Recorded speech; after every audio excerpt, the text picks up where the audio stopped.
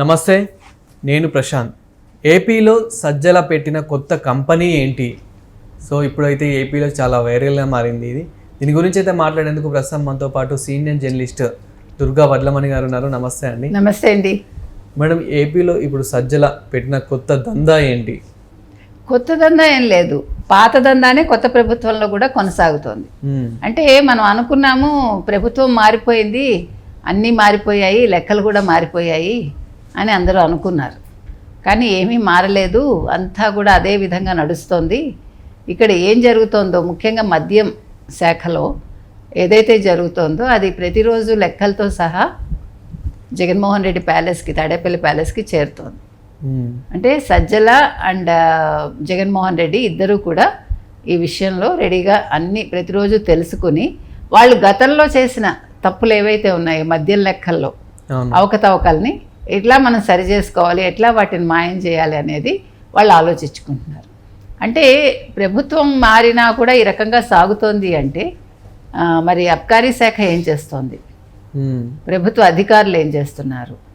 ముఖ్యంగా మొన్నను మీకు గుర్తుంటే కనుక అయితే విజయసాయిరెడ్డి చెప్పారు మొత్తం మద్యం స్కామ్ అంతా కూడా కసిరెడ్డి రాజశేఖర్ రెడ్డి కనుసన్నల్లో జరిగిందని. ఆయన ఐటీ సలహాదారు ఏదో ఆయన. సో ఆయన కనుసన్నల్లో జరిగిందనే దానికి ఇది కూడా ఒక సాక్ష్యం, ఇవాళ ప్రత్యక్ష సాక్ష్యం. ఇవాళ సజ్జల కంపెనీ ఏదైతే ఉందో విశిష్ట అని, సో 2022లో ఈ విశిష్ట కంపెనీని తెరపైకి తీసుకొచ్చింది సజ్జల. అయితే అప్పుడు beverages corporation chairman Vasudev Reddy ఎవరైతే ఉన్నారో ఆయన దీనికి వ్యతిరేకించారు. కానీ సజ్జల చెప్పాక అది ఫైనల్ అయిపోయింది. అంటే అంతకుముందు మీకు ఈ మద్యం అమ్మకాలు ఏ రకంగా దాన్ని ఎట్లా పంపించాలి, ట్రాక్ చేయడం, తర్వాత ఎక్కడెక్కడికి పంపించాలి, అదొక కంపెనీ ఉండేది. తర్వాత ఏ ఏ బ్రాండ్లు ఎవరికి వెళ్ళాయి, ఏ కంపెనీ ఎంత అమ్మింది, ఇవన్నీ కూడా ఇంకొక కంపెనీ చూసేది. ఇది ఇబ్బందిగా ఉందని చెప్పి ఈ విశిష్ట అనే ఒక కంపెనీని తీసుకొచ్చి వీళ్ళు ఈ రకంగా చేయటం జరిగింది. చేశాక మీకు ఇంకొకటి ఏంటంటే హీల్స్ అనే ఉంటాయి దానికి, ఒక్కొక్క సీసాకి. ఆ హీల్స్ని అది కూడా వీళ్ళు ఏం చేశారంటే గత ప్రభుత్వ హయాంలో కుంబత్ అని ఒక తమిళనాడుకు చెందిన కంపెనీకి ఇచ్చారు. అంతకుముందు 2019 వరకు తెలుగుదేశం హయాంలో ఒక్కొక్క హీల్కి 28 పైసలు ఉంటే వీళ్ళు వచ్చాక దాన్ని 40 పైసలు చేశారు. అట్లా వీళ్ళకి 11,000 ఈ హీల్స్ అవసరం అవుతాయి ఒకసారికి. అంటే వీళ్ళు అందులో ఎంత నొక్కేసి ఉంటారు, ఎంత అవినీతి చేశారు. ఇప్పుడు మద్యం స్కామ్లో మనం మొన్న చూసాం, మిథున్ రెడ్డి ద్వారా 3,000 కోట్లు వెళ్ళాయి జగన్మోహన్ రెడ్డి ప్యాలెస్ కని. తర్వాత కంటైనర్ ద్వారా ఎలా వెళ్ళాయి అనేది మొన్న ఎవరు విజయసాయి రెడ్డి కూడా చెప్పారు. మనం గతంలోనే 1,00,000 కోట్ల దాకా ఈ మద్యం కుంభకోణం జరిగింది అని చెప్పాం. సో ఇందులో మనం చెప్పినవేవి కూడా అబద్ధాలు కావు, అన్నీ నిజాలే అనేది ప్రతిరోజు బయటపడుతోంది మనకి. సో ఇవాళ బయటపడిన దాంట్లో మొత్తం సజ్జల కన్సర్నల్లో జరిగింది, ఇప్పుడు కూడా జరుగుతోంది. సజ్జలకు అన్నీ తెలుసు. ఇప్పుడు అధికారులు కూడా అంటే ఇది తెలుసుకోలేకపోతున్నారు. మద్యం శాఖలో ఏం జరుగుతోందో అది జరిగింది ప్రతిరోజు లెక్కలతో సహా. గతంలో అయితే వీళ్ళు మామూలుగా అయితే మీకు బార్లు రెస్టారెంట్లు ఎట్లా ఉండేదంటే వాళ్ళు అడిగిన దాన్ని ఏమంటారు బ్రాండ్ ఇవ్వాలి. కానీ సజ్జలు వచ్చాక, ఈ విశిష్ట కంపెనీ వచ్చాక వీళ్ళు చెప్పిన బ్రాండ్నే వాళ్ళు కొనుక్కోవాలి. అంటే జే బ్రాండ్స్ ఏవైతే ఉన్నాయో వాటి అమ్మకాలని పెంచేశారు. ఎందుకంటే బెవరేజెస్ కంపెనీలు వాళ్ళవే కాబట్టి మీకు తెలుసు అన్నీ వాళ్ళు ఎలా బెదిరించి ఎట్లా మీకు తీసుకున్నారు ఒక్కొక్కళ్ళ దగ్గర నుంచి మనం గతంలో మాట్లాడుకున్నాం. సో వీళ్ళు ఇచ్చినవే అక్కడ వాడాలి ఒకటి.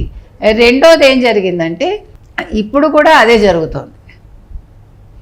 ఆ కంపెనీస్ ఏ బ్రాండ్లు వాడుతున్నారు ఇవన్నీ కూడా ఇప్పుడు బయటికి రావాలి. యాక్చువల్గా ఇప్పుడు కొత్త బ్రాండ్స్ వీళ్ళు తీసుకొచ్చారు. మరి కొత్త బ్రాండ్స్ వెళ్తున్నాయా, వీళ్ళు ఏ రేటుకు అమ్ముతున్నారు, గత రేట్లు ఎంత, 2019 వరకు ఏ రేట్లు ఉన్నాయి, ఇప్పుడు అసలు మద్యంలో అంటే మద్యం అమ్మకాల్లో జరుగుతున్న వివరాలన్నీ కూడా అసలు తాడేపల్లి ప్యాలెస్కి ఎందుకు వెళ్తున్నాయి, లోపల కోవర్ట్లు ఎవరు, ఇవన్నీ బయటికి రావాలండి. ఇది చిన్న విషయం కాదు. అవును, గతంలో మనము చూసుకున్నట్లయితే కనుక జగన్ గారు మద్యమే నిషేధం చేస్తా అన్న జగన్ గారే మద్యం రేట్లు పెంచడం జరిగింది. మీరు అన్నట్లు అవకతవకలు కూడా చాలా అయ్యాయి. సో గత ప్రభుత్వంతో కంపేర్ చేసుకుంటే కనుక ఇప్పుడు కూటమి ప్రభుత్వంలో పవన్ కళ్యాణ్ గారు కూడా ఈ మద్యం గురించి అయితే మాట్లాడడం జరిగింది. అసలు ఇప్పుడు ఎలా ఉంది అంటే ఇప్పుడు మీరు అన్నట్టుగా అసలు మద్యపాన నిషేధం చేస్తావు అని ఒకటి వాళ్ళ మేనిఫెస్టోలో పెట్టింది అసలు మద్యపాన నిషేధం చేస్తామని. మద్యపాన నిషేధం చేయకపోతే 2024 ఎన్నికల్లో మేము మిమ్మల్ని వచ్చి ఓట్లు అడగమని చెప్పి మద్యపాన నిషేధం చేయకుండా మేము విడతల వారీగా దీన్ని తగ్గిస్తామని చెప్పి రేట్లు పెంచుకుంటూ, రేట్లు పెంచడం వల్ల మద్యం తాగే వాళ్ళ సంఖ్య తగ్గిందని చెప్తూ, అబద్ధాలు చెప్తూ ఇంకా ఎక్కువ మద్యం అమ్మకాలు చేసుకుని ఈ కుంభకోణాలన్నింటిలో వాళ్ళు ఇరుక్కుని బాగా డబ్బులు చేసుకున్నారు గత ప్రభుత్వం. సో ఇప్పుడు ఈ మద్యం కుంభకోణం విషయంలో అసలు ఏం జరిగింది, వాళ్ళు ఎందుకు మద్యపాన నిషేధం చేయలేకపోయారు, మరి ఇంకా ఎలాగ వైసీపీ అసలు మాట్లాడగలుగుతోంది, సజ్జల అసలు ఇందులో మొత్తం పాత్రధారి సూత్రధారి కాబట్టి సజ్జల పార్ట్ ఇంకా ఏ రకంగా ఉంది అనేవి తెలుసుకుని ముందు అసలు సజ్జల మీద ఒక కన్ను వేసి సజ్జలకు ఒక నోటీస్ పంపించి సజ్జలను అరెస్ట్ చేయాలండి. తర్వాత తాడేపల్లి ప్యాలెస్ వరకు వెళ్ళాలి. ఇదేం చిన్న విషయం కాదు. ఇది మద్యపానం అనేది అసలు ప్రజల అని దోచేశారు గత ప్రభుత్వం 2019 నుంచి 2024 మధ్యలో. అసలు ఎంతమందికి అనారోగ్యాలు చేశాయో, ఎంతమంది ప్రాణాలు పోయాయో, ఎంతమంది ఆడవాళ్ళ తాళిలు తెగిపోయాయో అందరికీ తెలుసు. వాళ్ళ బంగారాలు తాకట్టు పెట్టి వాళ్ళ మొగుళ్ళు మద్యం తాగటం కూడా జరిగింది. ఇవేవి చిన్న విషయాలు కాదండి. ఇవాళ ఈ ప్రభుత్వం మాత్రం ఇంకా ఇలాగా అంతా బాగానే ఉంది, సజావుగా జరిగిపోతోంది అనుకుంటే కుదరదు.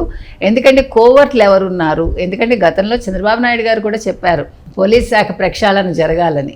ఇప్పుడు కొద్దిమంది మనం చూసుకుంటే కనుక అయితే ఇప్పుడు బోర్గడ్డ విషయంలో ఇంకా కొద్దిమంది పోలీసులు వైసీపీకి కొమ్ము కాస్తున్నారు. ఎక్కడో అడపాదడపా కొద్దిమంది మాత్రమే నిజాయితీగా ఉంటున్నారు. కాబట్టి కోవర్ట్లు ఎవరు, ఈవెన్ ఈ మద్యపానానికి సంబంధించి అంటే ఈ లెక్కలు డొక్కలు విషయంలో అసలు ఎవరు తాడేపల్లి ప్యాలెస్కి చేరేస్తున్నారు, అసలు ఈ విశిష్ట కంపెనీని ముందు వెంటనే రద్దు చేసి ముందు ఫస్ట్ ఆ పని చేయాలి.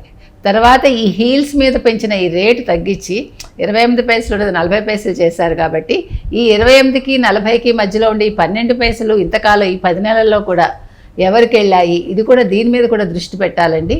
ఇవన్నీ చిన్న విషయాలు కాదు. ఇప్పుడు ఈ హీల్స్ విషయంలో జరిగిన అంటే ఎంత డబ్బులు వాళ్ళకి వెళ్ళింది తాడేపల్లి ప్యాలెస్కి, అదేవిధంగా ఈ మద్యం అమ్మకాల్లో వీళ్ళు చేస్తున్న అవకతవకలకి వీళ్ళు ఏ రకంగా దాన్ని ఉపయోగించుకుని అంటే మీకు ఎంత అమ్మకాలు జరిగాయి అనేది గతంలో తెలియదు.